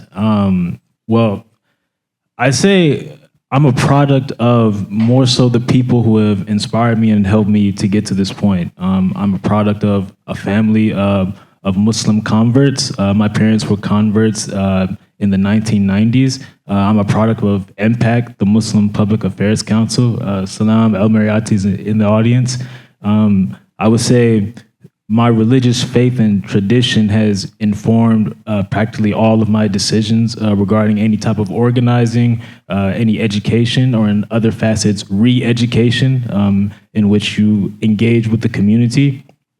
I would say that it is because of my faith that I have particular ethics in I want to preserve the human dignity of everyone in which I come across.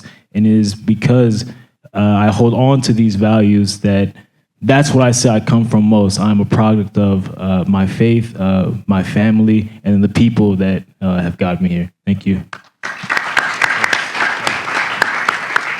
Marissa. It's a good question regarding identity, and it's something that I struggle with as someone that comes from the immigrant community. Hi, Aziza, nice to see you. And when people ask me what my background is, I always say, I am a member of the immigrant community. That is my community. I am a product of migration. I was born in Guadalajara, Jalisco, and came to the United States at the age of 2. And my family left Mexico for the very same reasons that many of my clients do, seeking safety and opportunity. So I am a product of the immigrant community. I'm a proud Latina. And the immigrant community is really the one that has led me to do the work that I do. Thank you. We are going to get to a conversation about Leonard Beerman and what you have learned about him, but I do want to ask you, by way of just introducing yourselves more to the audience, to talk a bit about your own sense of activism. What does that mean for you, and how do you actually implement that in your life? So we'll begin from this side, coming back to you. You're putting me on the spot. What does activism mean to me?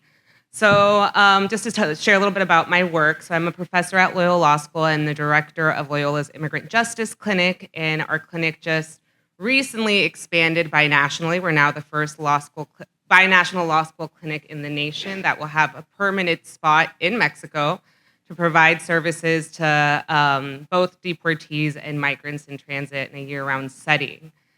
And what does activism mean to me? Oh, you put me on the spot.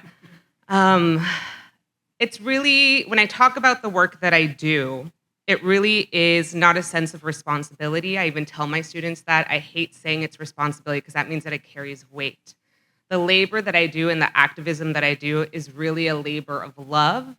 And it's something that I do every day to honor my ancestors and my community that has paved the way for me, and also paving the way for those that come after me. So I would say it's a labor of love. That is my activism. I'll go standless. For me, I hesitate to even call myself an activist.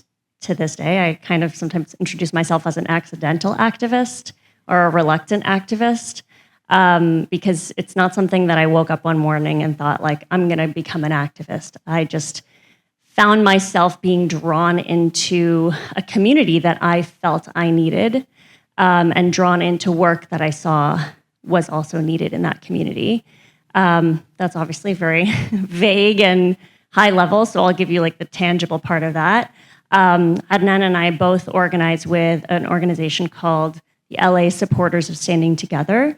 It's a group of Palestinian and Jewish people, community members who here in the US, all over the world, who are really aligned with the message of an organization in Israel called Standing Together. The whole point is organizing political will among Palestinians and Jews for peace, for justice, for equality, for everybody who lives between the river and the sea.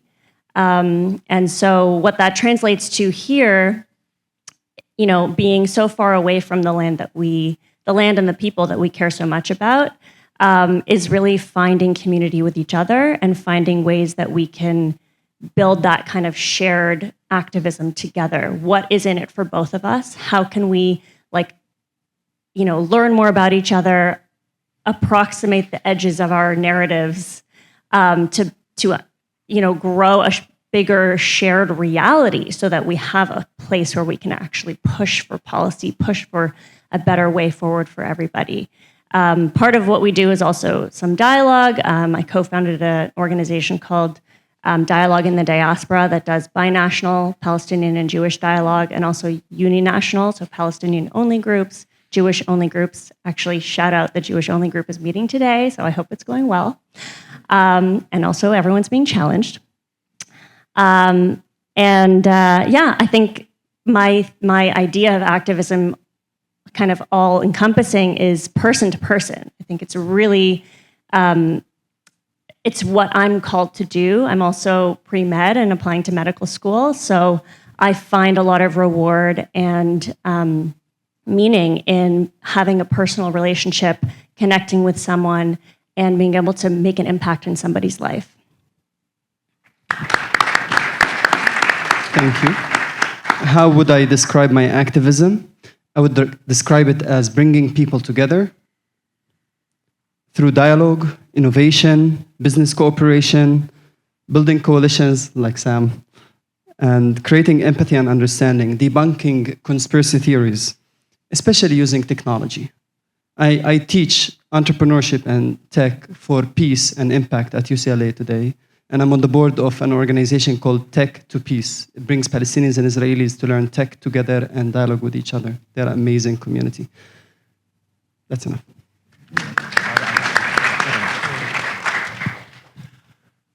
I would say, you know, the defining element of my activism today is spiritual, in that I'm striving to integrate a spiritual ethic of care and love into my work around racial justice, with the hopes that we can actually be accountable to values greater than ourselves and one another, and actually live out and behave in the ways in which we oftentimes state that we believe, but oftentimes don't actually show up, right?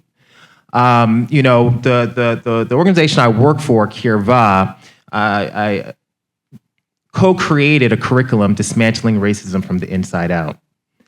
And that really is built off and jumps off of a framework from activist and visionary Valerie Kaur, where she talks about revolutionary love, love for self, love for others, and love for opponents.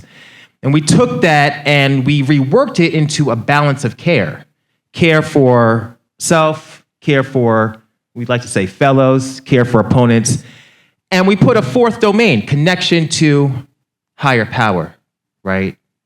And this is such that we can build, I think somebody was speaking before about the muscle that Rabbi Beerman would talk about, so that we can build the spiritual muscle to actually do the thing of anti-racism, right?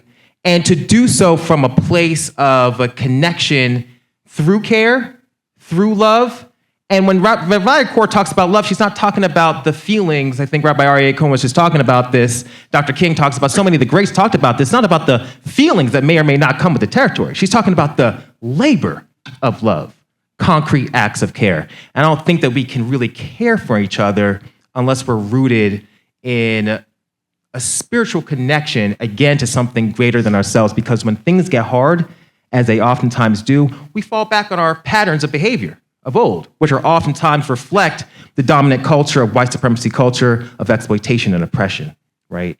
And so if our care is not rooted in something greater than ourselves, then we oftentimes will fall short.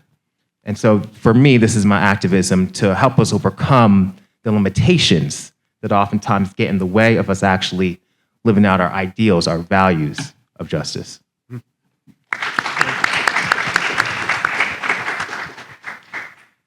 Regarding activism, for me, I would say it's to be intentional, direct, and very principled in terms of your ethics. When I worked in Impact as an intern for the Congressional Leadership Development Program, I did an internship in DC with Senator Ossoff of Georgia. And it was kind of the first time I experienced how politics works firsthand. And a lot of the complaints, at least within the Muslim community in which I am a part of, is we elect representatives and we have people in particular positions of authority, but how do we know that they're keeping our interests at the forefront, or the people are making sure that the locals and their interests are being represented at a federal level and also at a local level? And what that experience taught me is you must never forget where you came from in terms of the activist work in which you do and the organizing in which you do. You must know why you've decided to do the work in the first place. And you only do that if you're intentional and principled with your ethics.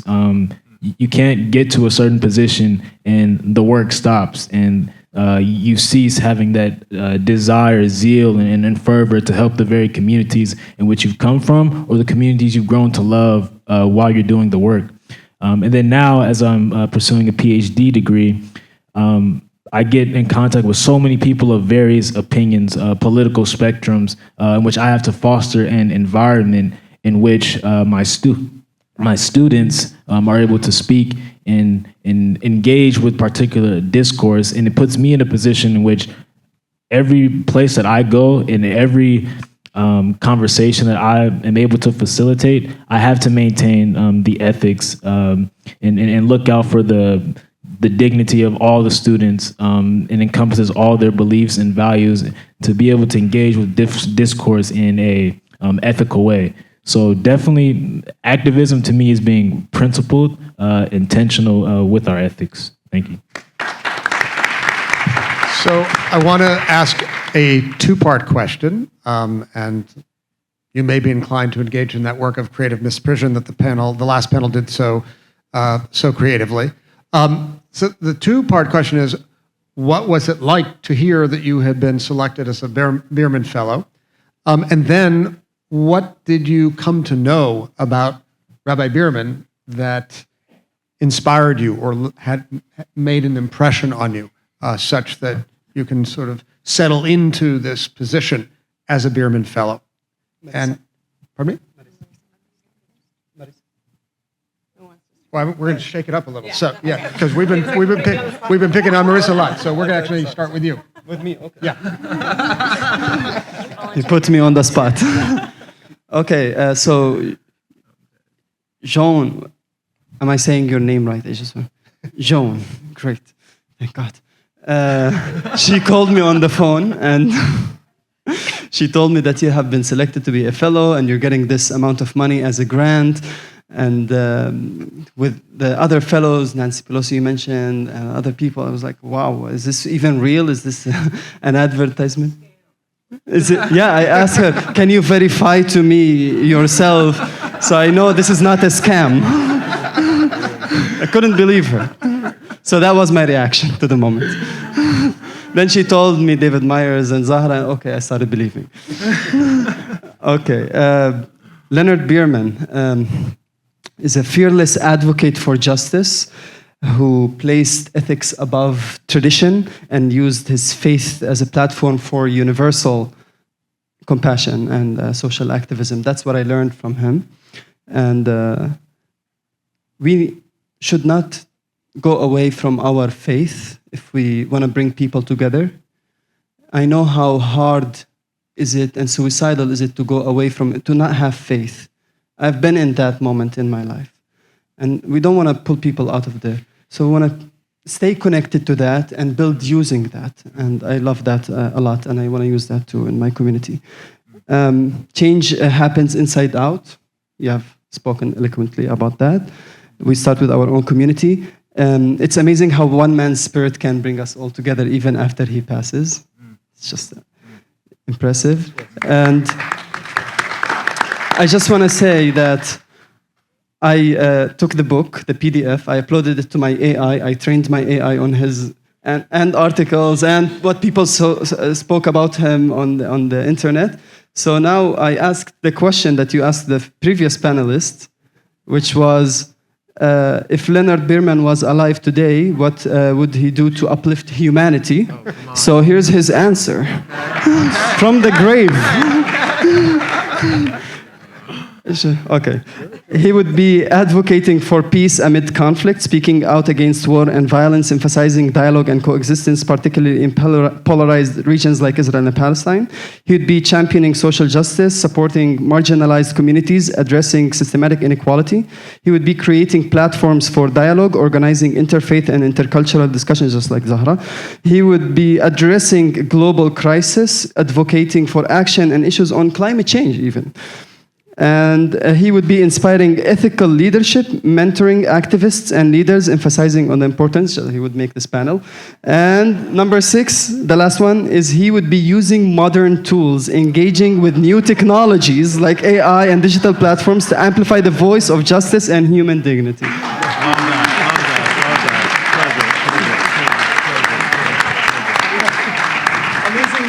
It's entirely possible that this will be the last cohort of Beerman Fellows. It'll just be AI. Yehudah, tell us what you experienced when you first heard, and then how you made sense of Leonard Beerman. Yeah, thank you for the question.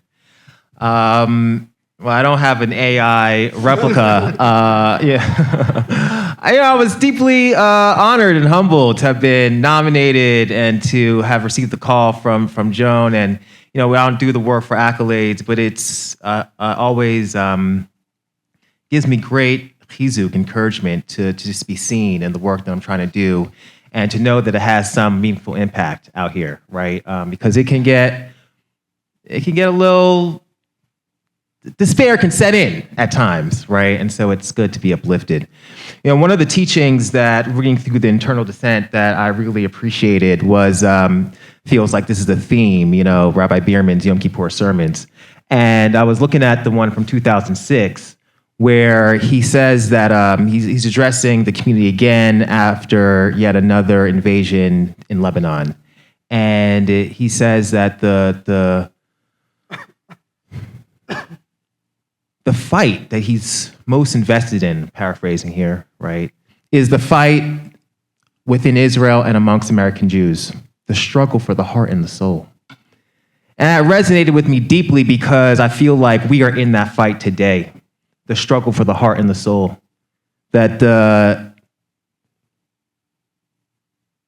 systems, the technology, the social media has worked to very much limit the heart and the soul to desire, consumption, production, profit, safety. Find things to want, to have our heart and soul limited to that.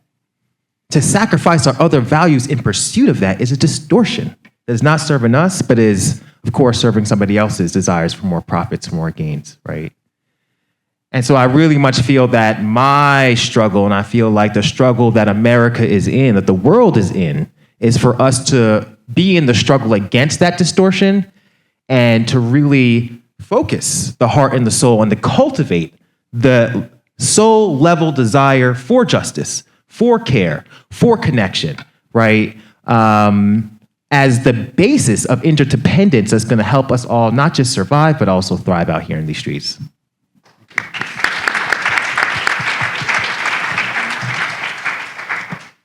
So when I got the phone call from Joan, actually I had missed her call, and then I got an email from David that said, hey, check your voicemail and please call Joan back.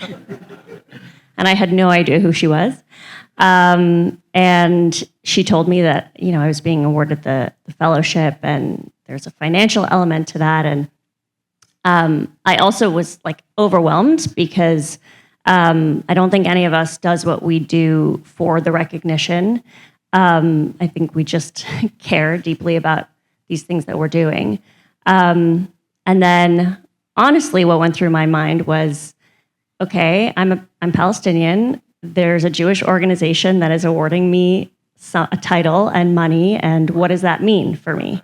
And it can be really controversial, actually, for Palestinians to, you know, be the recipient of funds from a Jewish organization. And I thought about it, and I said to myself, well, first of all, I trust David Myers, so that was a big check mark. But I knew that no matter, you know, who the organization was and who, you know, Rabbi Beerman was, which I had to learn about him, that it wasn't going to change how I approach the work that I do. And if there was any moment that I thought it might, then I would not have accepted the award. And then, of course, when I started to learn about Rabbi Beerman and like the decades and decades of a track record that he has standing up for not just Palestinian human rights, but Black human rights, American human rights, like things happening here in this country. You know, the honor just like, it was overwhelming to know that the Beerman Foundation was putting their stamp of approval on my work, but also that I felt I could put my name on the Beerman Foundation.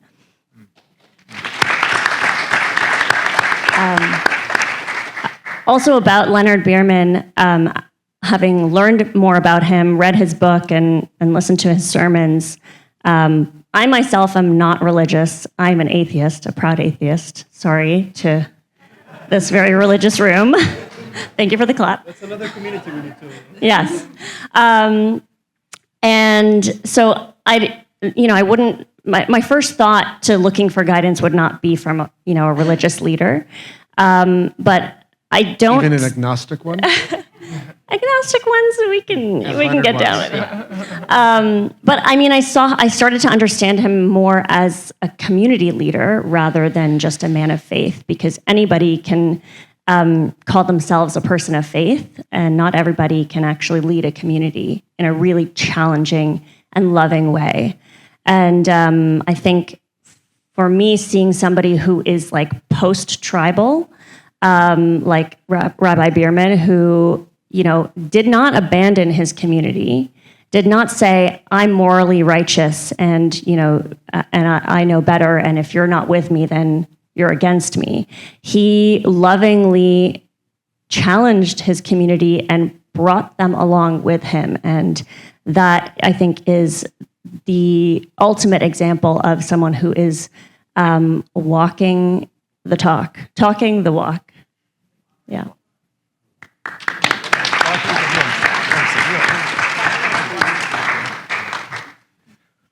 Okay, so I was actually in Washington, D.C. when Joan called my phone. I didn't know who was calling, so I didn't pick up the phone immediately until I saw the voicemail. I was like, oh, okay, I should probably pick up the phone. And then also SALAM AL-MARAYATI also texted me. He's like, you might want to answer the phone. So,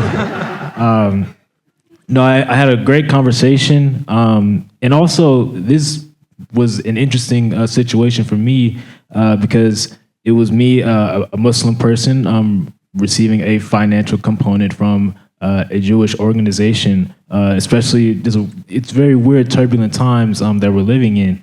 But I think after having that conversation and then learning more about Rabbi Leonard Beerman, something that I always knew but didn't know how quite well organized it was the levels of actual, there's dissent and support among the Jewish community that are just simply with the plight of people that are being oppressed universally.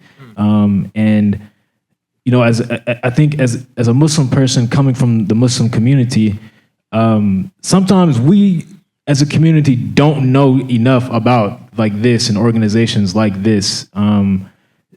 Sometimes we're just ignorant of these things. Not that there's any bad feelings, but if you don't know the kind of work that some people are actually doing on the ground, you don't know a lot of the alternative mechanisms in which people are doing to try to achieve peace. So I think just being in this panel today and also hearing like the prior conversations, there's real organizing and real work being done by people, by the Jewish community, of all faith communities. But I emphasize the Jewish community just because, given the turbulent political circumstances, I think it's a great thing to see specifically the Jewish community taking such a great leadership role in this process. And credit to Rabbi Leonard Beerman for starting the foundation and building a community that is doing this and organizing in such a very pivotal way. So definitely, like, I'm very appreciative, and it's definitely an honor. Thank you.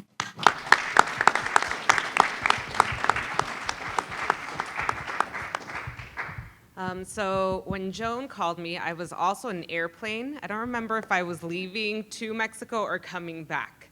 But it did have to do with the work that we've been doing for the binational clinic. And just a bit of a caveat, I know that we've all said that we don't do this for the money or the recognition, but I do want to acknowledge the financial support you all gave us, because it is something that really helps out a lot. And just to be personal, which I know that I've shared with Joan and other people on the board, my family lost their home in a fire back in April. And I am the eldest daughter, so I stepped in to help. And this financial contribution that you gave helped not just me, but my family tremendously. Wow. So thank you so much. You gotta trust divine timing. And then, you know, in terms of reflecting on Rabbi Beerman's teachings and everything, I will say that the work that I've been doing, especially recently, has caused me some turmoil myself. Especially with the project and returning to Mexico. That's my homecoming, returning to the place of my birth to do this work. And I've been meeting with like a lot of internal obstacles as like, what does this mean? Why am I the one that have been, you know, lucky enough to do this? Especially there's so many people in my family and the immigrant community that just wishes that they could return to their home country. And then I met with basically the administration that awaits us and the harm that I know that it's going to cause my community.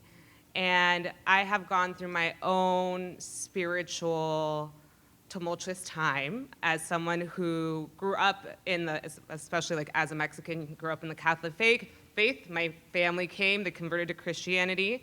Now I joke around and tell my mom I'm more of a Catholic, and she's just happy that I believe in something. So, but I will say that I've had a lot of turmoil with the Catholic and Christian community, knowing the turnout that they came out and supported someone that's going to press our community, my community, that so many members of the immigrant community voted based on their religious beliefs that are valid, but trading them for the oppression of others and ourselves. And that is something that I've struggled is like, how do I come across? How do I bridge this gap? How do I have these conversations if I myself am incredibly angry? And learning about Rabbi Beerman and his willingness to push that envelope and still love his community nonetheless, and willing to engage them, I think that's what I've been taking away. Like that is the next step, and I have to find a way, if I'm privileged enough to be in this space, to be able to bridge both worlds. How do I establish this connection and really, as Father Greg Boyle would say, create kinship between communities?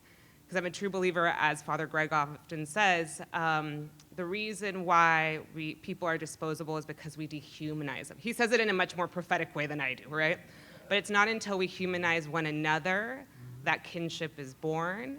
And this is something that You know, this is not a sprint, it's a marathon. I learned that the last time Trump was in office. But really relying on that kinship, which I think also Rabbi Beerman, through his teachings, was all about, using that connection, that kinship to really build connection between our communities and hopefully move forward.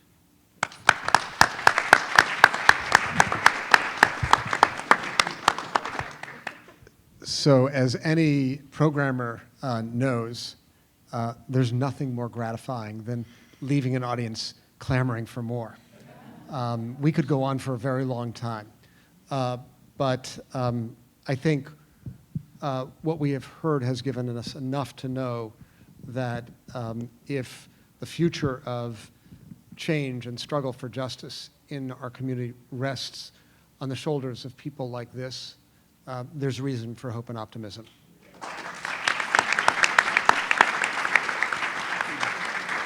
I just want to say to you, dear friends, it's been so validating to those of us of an older generation to see and hear from you and to know that the extraordinary interfaith coalition of which Leonard was a key part, together with the Reverend James Lawson, together with the Reverend George Regas, together with the brothers Hatut, together with Brother Ed Bacon, has a future, and a very promising future. And at the same time, it's important to recall, as Leonard would insist, that we not engage in self-congratulations. The world is broken. Another war in Gaza. Unless and until that war comes to an end, our work 24 hours a day must continue. Unless and until racial justice comes to this country and white supremacy is at long last vanquished, our work remains constant and unabiding.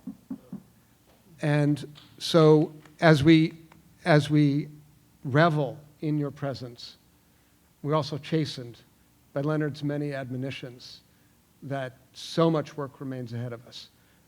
But I do believe that together, thinking local, from the bottom up, as our theory of change, we can make a difference. And I just want to say that if you have been inspired by these people and the work of the Beerman Foundation, there are ways that you can help.